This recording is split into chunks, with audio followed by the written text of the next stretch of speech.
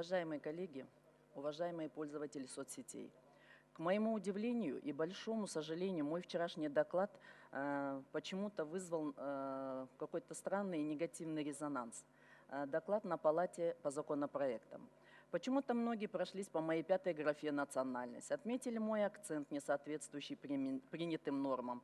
Очень были недовольны тем, что я не выговариваю буквы «Р» в слове «Кыргызстан» и в других словах. Разве от всего перечисленного изменилась концепция рассматриваемого законопроекта? Или это повлияло на результаты голосования? Но вопрос, конечно, не в комментариях Фейсбука.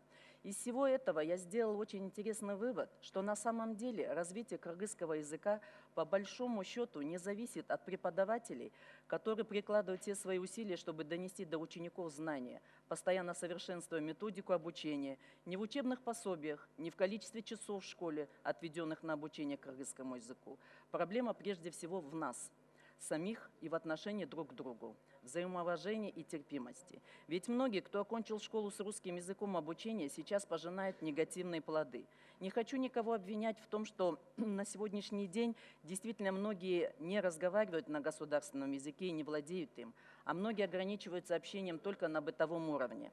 И я не снимаю с себя ответственности личной за незнание, но я просто хочу обратиться ко всем. Помогайте, поддерживайте тех, кто старается, пытается и делает шаги по изучению кыргызского языка. Кто, несмотря на насмешки в школе, на работе, даже среди друзей, учит кыргызский язык. Учит потому, что любит своих друзей-кыргызов. Любит свою работу, где эти знания необходимы и не хочет ее менять. Любит произведения Айтматова, любит кыргызские фильмы, любит наши тои. И самое главное, любит свой Кыргызстан. Если сказал кто-то неправильно, исправьте. Подскажите с любовью и добротой, и ваша поддержка сделает то, что не может сделать ни один учебник кыргызского языка.